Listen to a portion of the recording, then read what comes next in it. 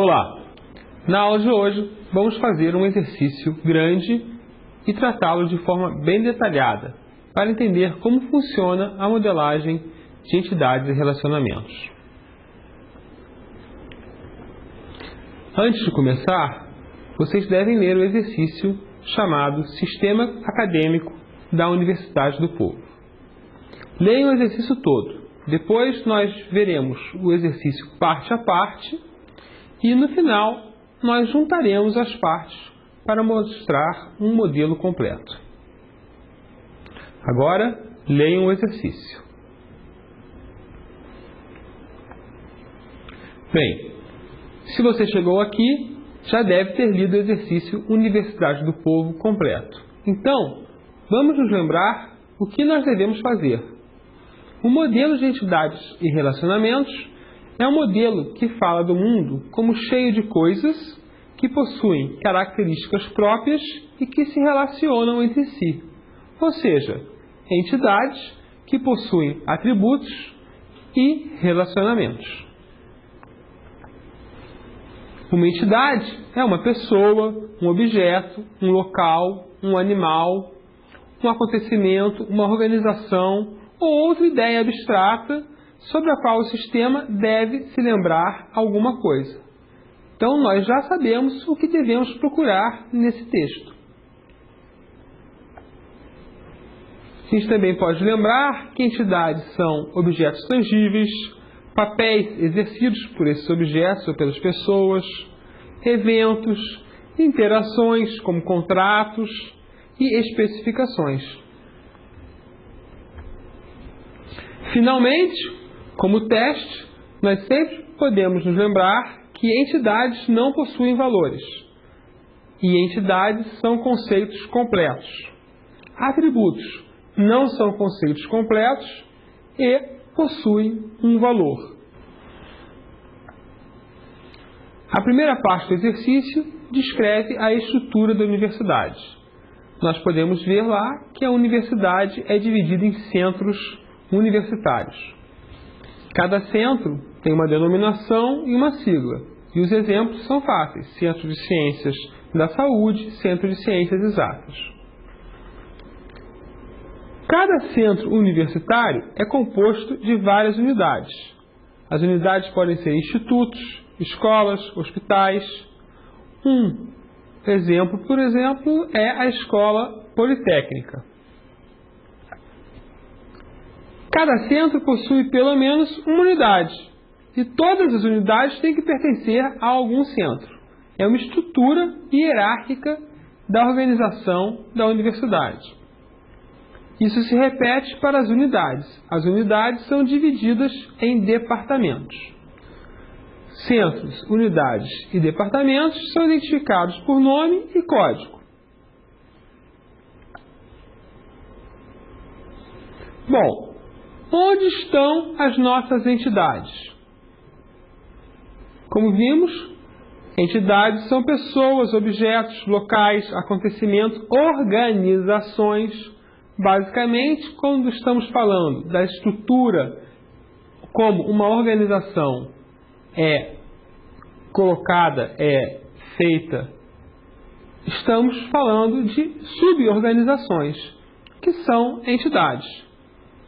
Também, olhando os substantivos comuns, nós encontraremos as nossas entidades ou os nossos atributos, dependendo se são conceitos completos ou conceitos valorados. Encontramos vários substantivos comuns: centro, nome de centro, código de centro, unidade, nome de unidade, código de unidade, departamento, nome e código de departamento. Vimos que centro, unidade e departamento falam sobre organizações, sobre conceitos completos. Já nome e código de cada um desses conceitos falam de valores que devem existir. Então, nossos tipos de entidades são centro, departamento e unidade. São organizações que cumprem um papel na hierarquia da organização maior, que no final vai ser a universidade. A estrutura básica pode usar o relacionamento é composto ou é formado de. Então, nós temos que um centro é composto de uma ou mais unidades e uma unidade é formada de um ou mais departamentos. É comum evitar a repetição de nomes no modelo. Porém, nesse caso, seria aceitável falar é composto e é composto.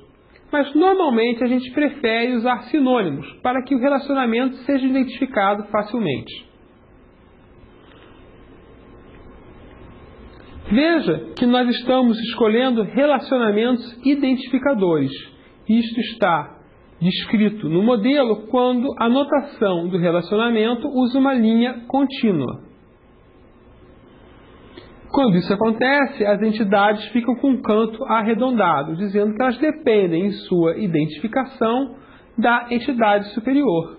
É possível que uma identidade de uma entidade seja dependente de outra entidade que também tenha identidade dependente. E é isso que nós vemos no modelo. O centro é uma entidade independente totalmente e abaixo dele a unidade, que depende para a sua identificação da identificação do centro, e abaixo do departamento, a entidade depende para a sua identificação da unidade, que depende da identificação do centro. Isso pode acontecer. Também podemos ver que é obrigatório que uma unidade possua um centro, e apenas um centro, e é obrigatório que um departamento possua uma unidade e apenas uma unidade. E um centro deve conter pelo menos uma unidade e uma unidade pelo menos um departamento. Então, repetindo, vamos sempre evitar nomes repetidos no modelo. E vamos exigir que, nesse modelo, centros, unidades e departamentos se relacionem exatamente como estava no texto. Muitas vezes nós flexibilizamos um pouco. Por exemplo, um centro tem unidades, mas nós no modelo não exigimos que tenha pelo menos uma. Por quê? Já pensando que em algum momento eu vou ter que inserir um centro e a unidade pode não existir ainda ou pode não estar inserida ainda. Mas no modelo conceitual a gente deve evitar e tentar representar retratos válidos da realidade. Depois de colocar as nossas entidades, nós podemos colocar os nossos atributos. E esses são bastante fáceis, né? Para cada um deles, nós colocaremos a sigla e o nome. Veja que na nossa representação eu coloquei a sigla como chave e o nome como um atributo comum. A notação mais adotada atualmente é usar letras maiúsculas para as entidades e letras minúsculas para a primeira palavra que compõe o nome do atributo. E a partir daí, cada nova palavra que entra na composição é iniciada com uma letra maiúscula. Em computação, nós estamos acostumados com essa notação. A linha, então, divide os atributos-chave dos atributos normais, o que não são chaves. Mas não podemos esquecer que a verdadeira chave que identifica uma instância da entidade não é apenas o atributo, mas sim o atributo mais os relacionamentos.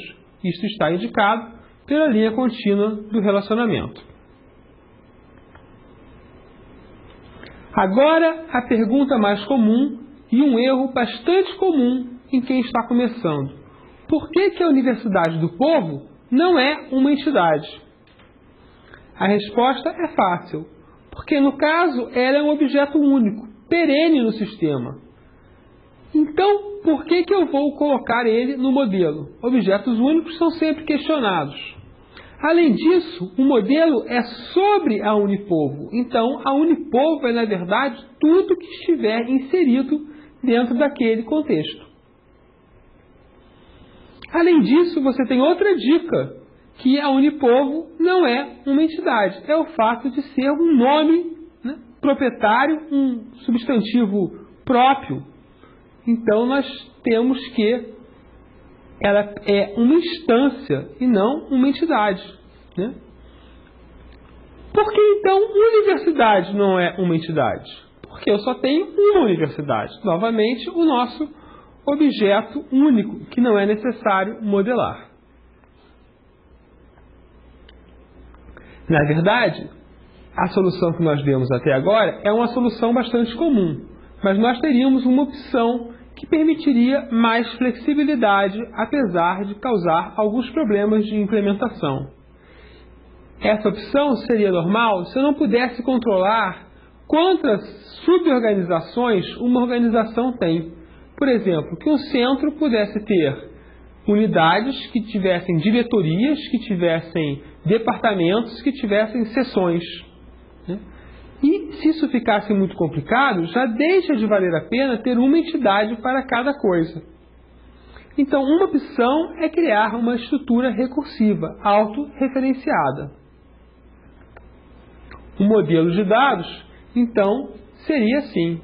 Eu teria uma entidade estrutura organizacional com dois atributos, código de estrutura e nome de estrutura, e o relacionamento de composição entre eles.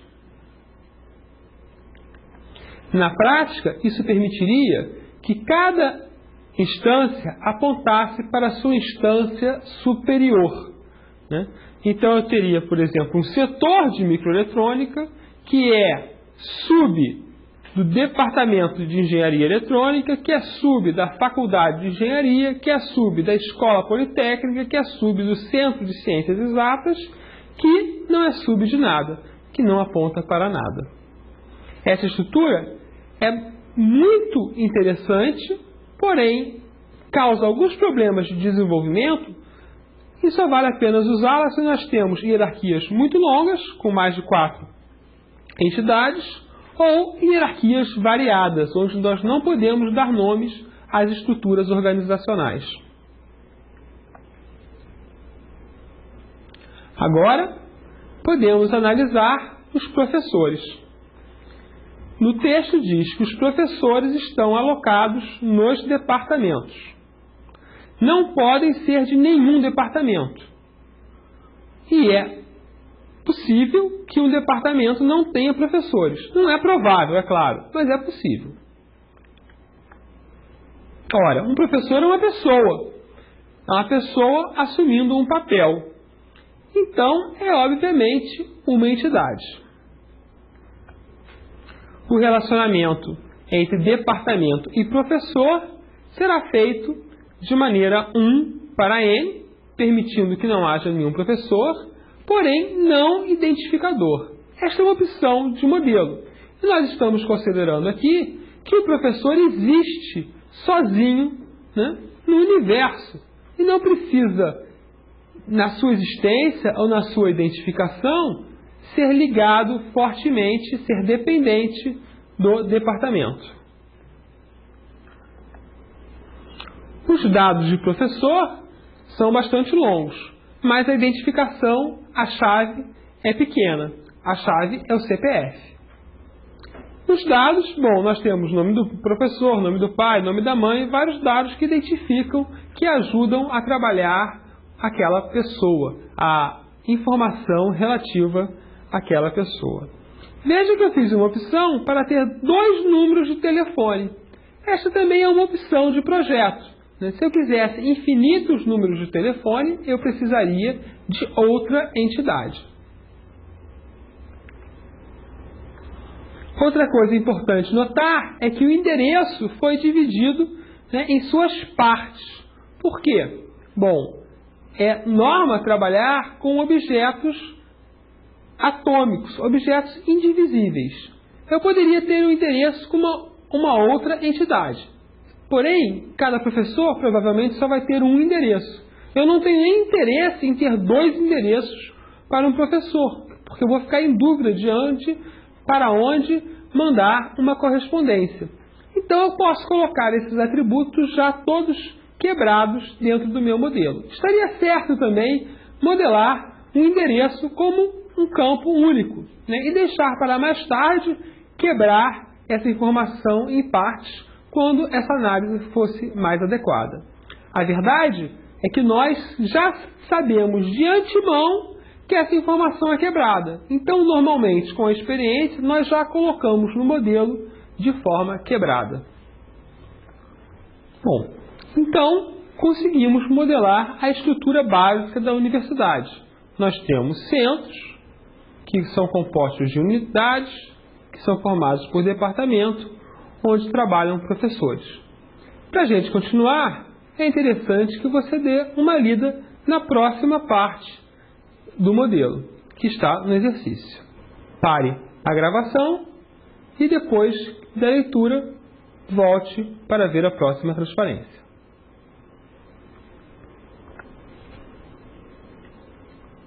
Bem, agora você deve ter lido novamente a parte sobre cursos e currículos. Essa parte já é mais complicada que a parte anterior.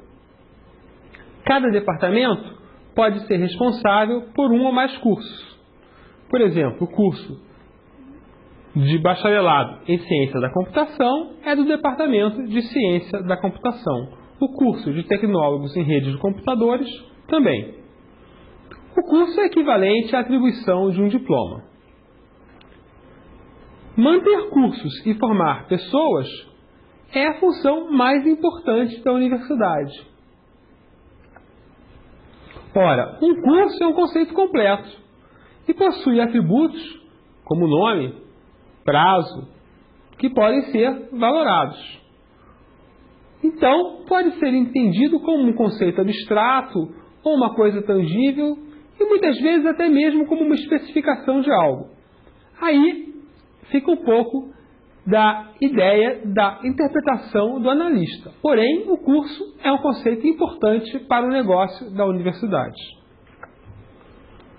Basicamente, um curso, então, é criado dentro de um departamento. Um departamento é responsável por vários cursos. E o curso, na sua identidade, contém o departamento. Então, a nossa linha é completa. Agora podemos analisar os atributos de curso. É importante que um curso possua um código, um nome e um grau, ou seja, que tipo de diploma está sendo dado, graduação, pós-graduação, extensão. Para cada curso, diz o nosso texto, é importante conhecer a licença do MEC, vamos supor que seja um número, a data de abertura do curso, a data do primeiro diploma e a avaliação corrente do MEC. Também é possível que um curso tenha uma data de encerramento, porque aquele curso acabando, eu tenho que manter os dados sobre os alunos que fizeram aquele curso, para poder gerar históricos no futuro. É raro, mas isso acontece numa universidade grande. Então, o nosso modelo de dados mais completo do curso vai incluir um identificador, uma sigla como chave, e os atributos que nós citamos agora, como os atributos normais. Uma coisa importante é notar que um curso, durante sua existência, pode ter vários currículos, né? E esses currículos podem estar valendo simultaneamente, porque uma turma entra com um currículo, por exemplo, no ano de 2000, e eu troco o currículo no ano de 2001, mas a turma do ano de 2000 continua fazendo o currículo da época que ela entrou. Quando o aluno entra, então ele se inscreve especificamente no currículo válido para aquele ano, para aquele curso. E quando o currículo novo começa, os alunos antigos não são transferidos, a não ser que haja um processo, algum movimento dentro da universidade para aquilo acontecer. É possível criar uma nova inscrição do aluno num currículo mais moderno, mas não é obrigatório. Então, nós podemos dizer, por exemplo, que um curso implanta um currículo. E o currículo só existe por causa daquele curso. Novamente, o relacionamento faz parte da identificação de currículo. Para cada currículo, nós devemos saber quantos créditos são precisos em cadeiras optativas, no mínimo. E, além disso, a data de início, a data de extinção e o texto do currículo. É importante notar que o currículo é formado de cadeiras. Mas as cadeiras não são propriedades dos currículos, porque uma cadeira, como Cálculo 1, pode ser usada em vários cursos: engenharia, engenharia eletrônica, engenharia civil, ciência da computação, física. As cadeiras, na verdade, são usadas, são apenas referenciadas nos currículos. E as cadeiras também são divididas em cadeiras obrigatórias e optativas. Porém, as cadeiras obrigatórias, eu não preciso saber quantas são ou quantos créditos são necessários, porque elas são obrigatórias. O aluno tem que fazer todas aquelas cadeiras. Já as cadeiras optativas são muitas, mas o aluno só precisa fazer algumas. E eu controlo isso pelo número de créditos. Por isso que o número de créditos vai ser um atributo no nosso currículo. Então, ele vai registrar o atributo mínimo que vai ser cumprido pelo modelo. Então, o nosso modelo já é mais complicado que os modelos com que vínhamos trabalhando até agora. A principal confusão é a existência de dois relacionamentos distintos entre as mesmas entidades. Nós temos currículo com cadeiras obrigatórias e com cadeiras optativas. Veja que ambos os relacionamentos não identificam as cadeiras, porque vários currículos podem usar as mesmas cadeiras. E uma cadeira pode ser usada em vários currículos. Nós usamos como chave de currículo a data de início e nós sabemos que ele se relaciona com o curso, que é a outra chave. E o texto, a data de extinção e os créditos optativos, ou seja, a quantidade de créditos em cadeiras optativas, são os nossos atributos. A cadeira tem outra confusão. É que uma cadeira pode ter outras cadeiras como pré-requisito. E outras cadeiras podem ser pré-requisitos delas. Então nós temos um auto-relacionamento, que é esse relacionamento de cadeiras com cadeiras. E ainda é um relacionamento M para N. Então a nossa visão mais global de como os cursos, os currículos e as cadeiras se relacionam aparece nesse desenho. Um departamento é responsável por cursos, que implanta currículos, que contém cadeiras optativas e cadeiras obrigatórias. E o departamento é quem fornece as cadeiras, que contém como pré-requisitos e são pré-requisitos de outras cadeiras. Com atributos, nós podemos ver que o modelo ainda fica mais cheio, né? Nós mudamos um pouco o formato para aproveitar a tela. Isso é uma coisa que devemos estar acostumados. É o mesmo modelo. Se você voltar numa transparência atrás, vai ver que a informação que está aí sobre entidades é a mesma. Apenas adicionamos as informações sobre atributos e colocamos em outra ordem. A ordem não afeta o significado do modelo. Sempre que nós encontramos frases, sentenças como um curso possui vários currículos, devemos preferir modelar como duas entidades.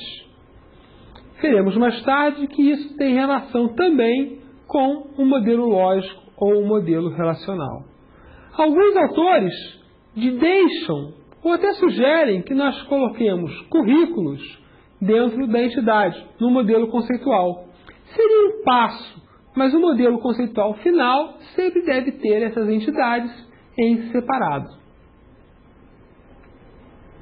Então, podemos ver onde estamos.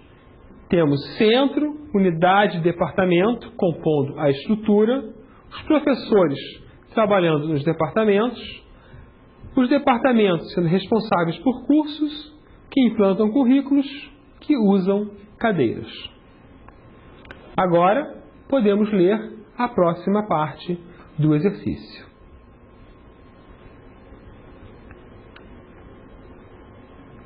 Bom, queremos falar agora sobre cadeiras.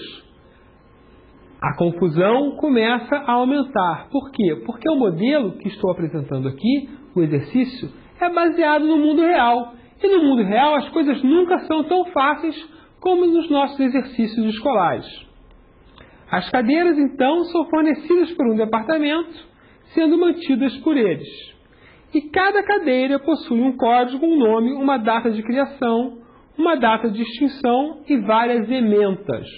Olhe só, da mesma maneira que um curso possuía vários currículos, uma cadeira possui várias ementas, porque ela vai mudando com o tempo. Isso é um padrão que nós temos sempre nos nossos modelos, ou seja, a necessidade de guardar a história de alguma coisa que é parte de outra coisa. Os pré-requisitos, nós já falamos sobre eles. Uma cadeira pode ser pré-requisito de muitas outras cadeiras. Eles já apareceram no nosso modelo. Então, o nosso relacionamento é: o departamento fornece as cadeiras, que são propriedade do departamento, e a cadeira possui ementas, que também não fazem sentido sem a cadeira. Para a cadeira, nós podemos ter uma identificação, normalmente um código que a universidade usa, o nome da cadeira, matemática elementar, cálculo 1, a data de criação e a data de extinção, novamente como curso e como o currículo. Nós temos uma data de validade, um prazo de validade para a cadeira. Enquanto não for preenchida a data de extinção, ela continua existindo. Porém, nós nunca podemos apagar a cadeira. Por quê? Porque eu preciso guardar para sempre, na verdade, a informação que determinado aluno cursou determinada cadeira. Agora, vamos discutir a ementa. Nós já vimos que a ementa vai mudando com o tempo e nós precisamos guardar todas as ementas para uma cadeira. Assim, uma cadeira possui um histórico de ementas. Isso é uma questão importante de lembrar. Ou seja, se eu tenho que guardar um histórico de algo, relacionamento, nova entidade.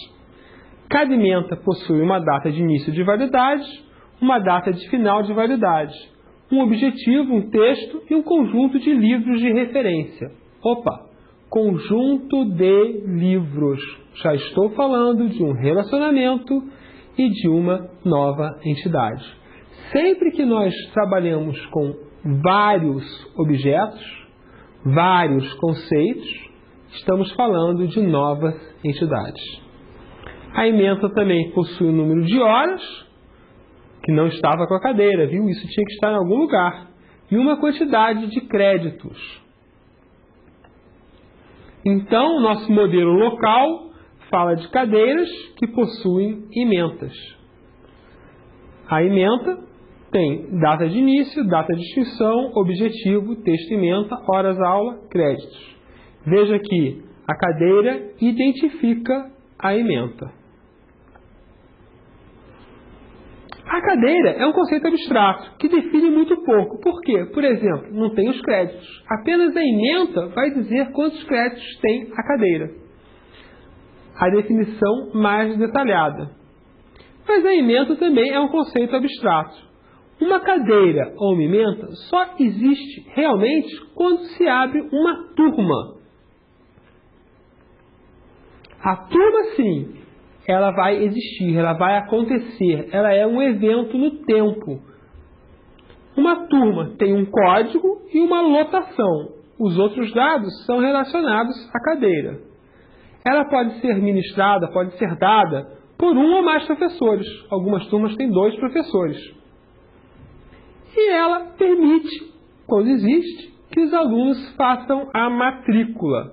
Mas isso, mais tarde, nós vamos ver como acontece. Para uma turma, nós temos vários horários. Novamente, se eu falei que para uma entidade eu tenho vários, eu tenho um conjunto, eu tenho um histórico, significa que apareceu uma nova entidade. Horário. E cada horário tem, a hora que vai acontecer, os dias da semana e uma sala onde isso acontece. E a duração.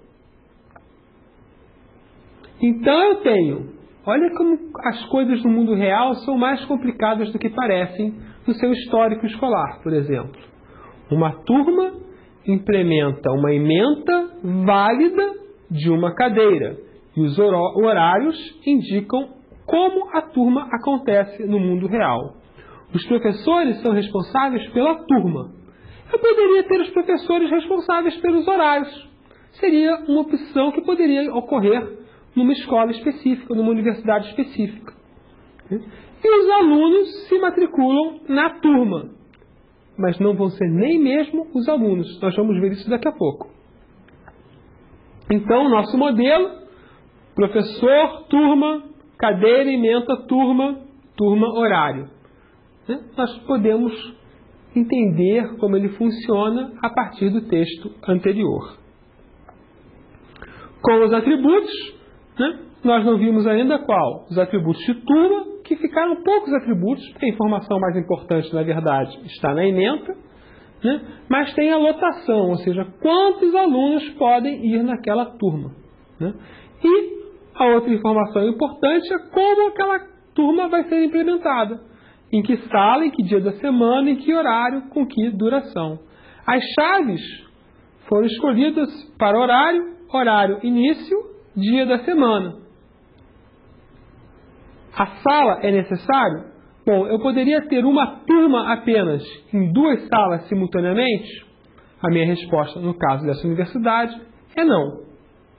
Então, a sala não é o identificador. Nós falamos também que a ementa precisa de livros. Agora, nós vamos ver como o mundo real se complica. Por quê?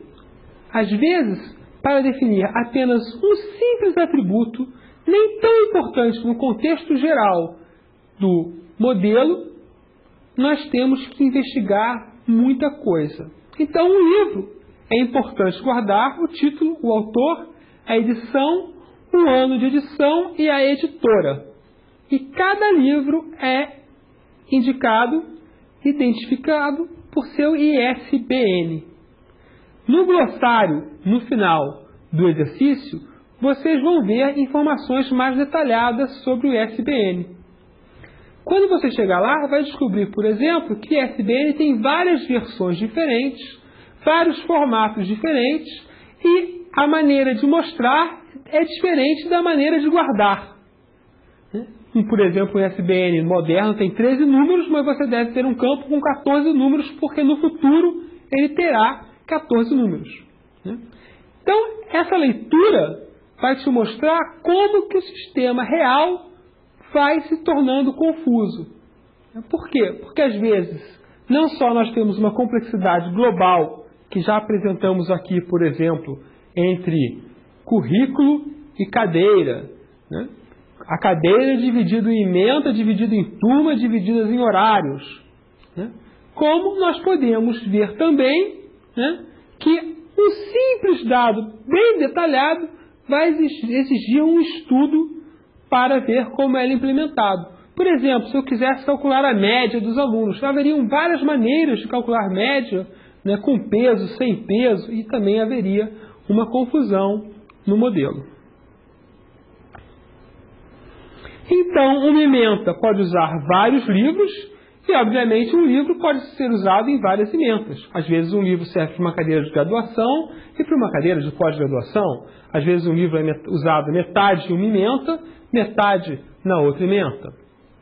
E uma ementa pode não ter livro nenhum. É raro. Porém, um livro deve aparecer em alguma ementa para fazer sentido estar nesse modelo. Então, nós escolhemos como chave o ISBN, que é um número obrigatório para os livros, e como dados os outros atributos necessários. O relacionamento é N para N. Nesse modelo, vocês talvez tenham percebido que eu tenho um campo com um número plural. Autores. Ora, eu venho falando várias vezes aqui. Sempre que eu tenho vários, é melhor ter uma nova entidade. Porém, algumas vezes, essa entidade vai guardar uma informação que é simples e não essencial. No caso, por exemplo, para a universidade, não tem nenhum trabalho da universidade que exija saber quem são os autores dos livros de maneira separada. Então, eu optei, não é uma opção obrigatória, a colocar os autores todos como apenas um campo, como se fosse uma cadeia de caracteres comum. Um ou vários autores, eu não estou ligando, meu modelo não está se importando com essa característica. Vocês poderiam ter modelado autor em separado, também estaria correto. Então, até agora, nós temos um modelo desse tamanho, falando da estrutura, centro, unidade, departamento, professor, falando de como são os cursos e as cadeiras, curso, currículo, cadeira, ementa, livro, turma, horário, e agora, quem falta nessa universidade? Faltam os alunos. O aluno, segundo o nosso texto, possui DRE, nome do pai, nome da mãe, veja que é parecido com o professor.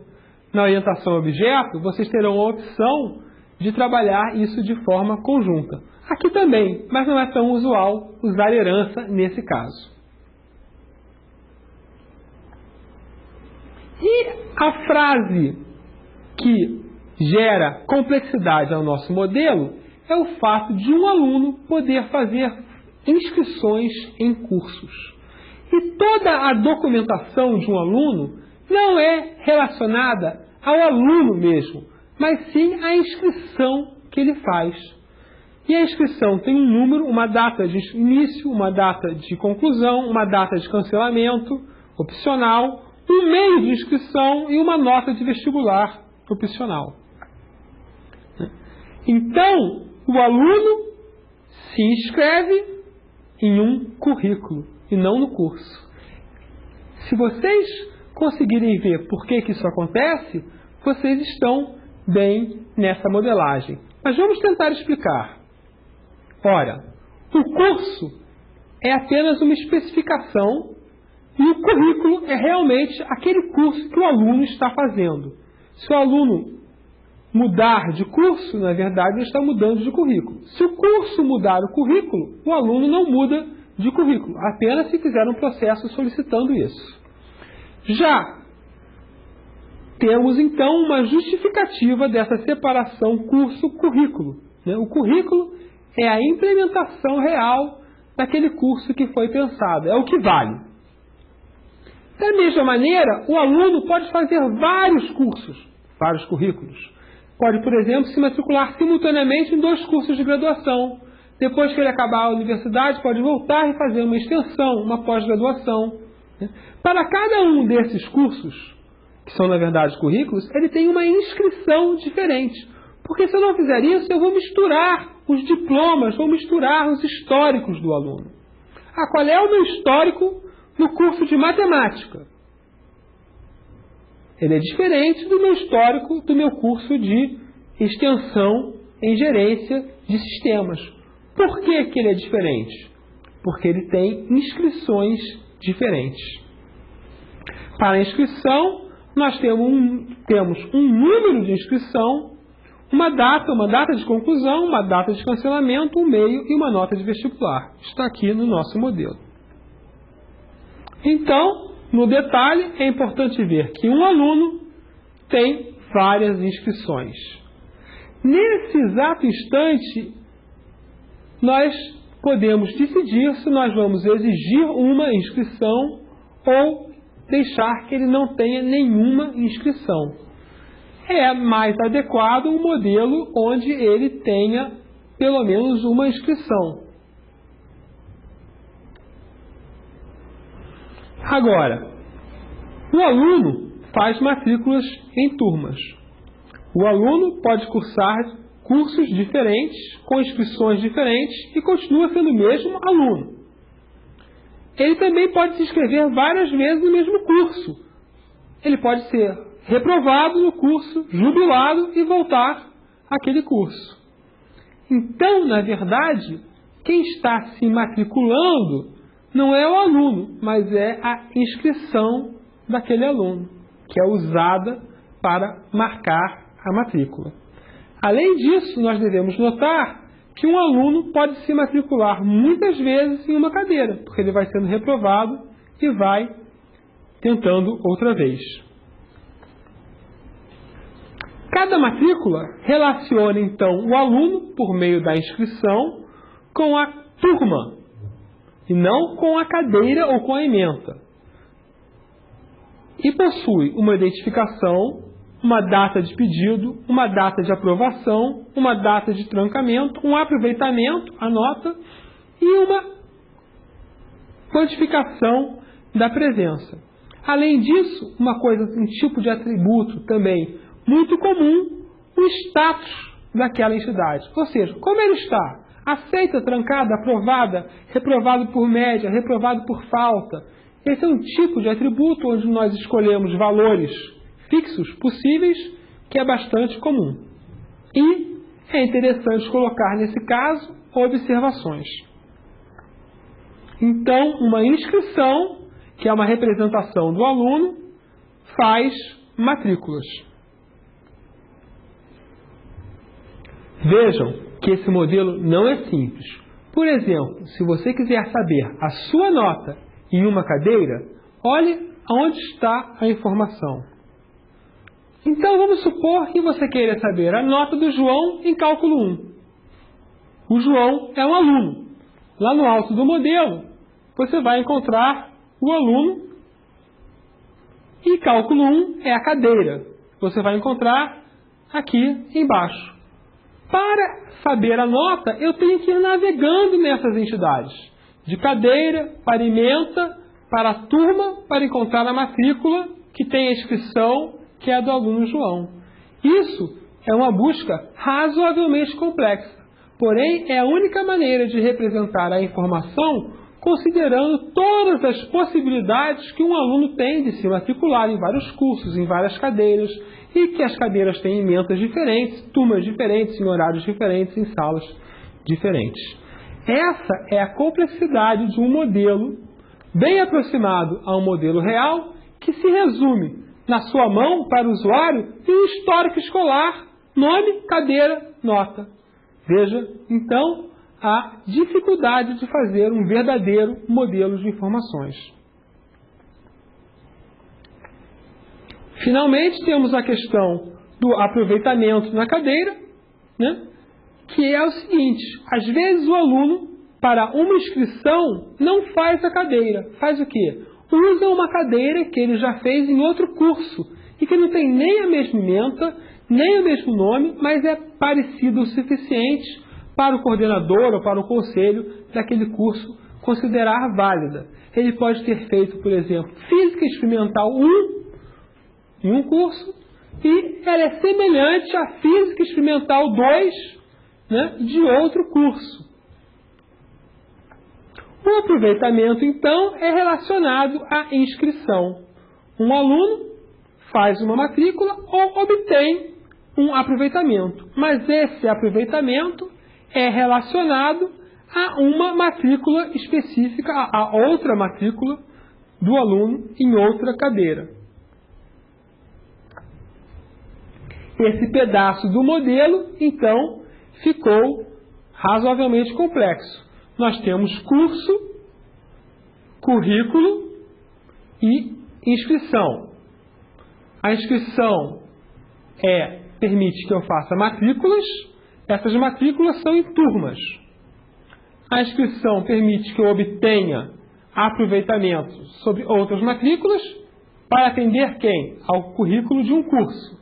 E tudo isso é feito para atender ao principal cliente, podemos dizer assim, da universidade, que é o aluno. Também nós vamos ver, na maioria dos nossos modelos, vai aparecer uma representação do cliente daquele negócio. Você logo procura, porque normalmente vai acontecer. Um modelo completo é bem complexo. E veja só, é um modelo pequeno ainda. Quantas entidades nós temos? 15 entidades. Nós normalmente trabalhamos no sistema real com 60, 90. Temos sistemas com 1000 entidades. E mesmo assim, já temos navegações complexas. Quando nós colocamos os nomes dos atributos, fica ainda um pouco mais difícil de ver. Esta é uma solução bastante adequada para discutir, por exemplo, quais são as entidades de um sistema. Uma discussão que você vai ter com o seu cliente, que vai estar interessado na implementação do sistema. Então, nós temos agora mais um diagrama com os atributos. Por causa da quantidade de informação que eu coloquei, ao colocar os atributos, eu tirei os nomes dos relacionamentos. A ferramenta Case que eu estou usando permite que eu escolha que informação colocar em cada tela.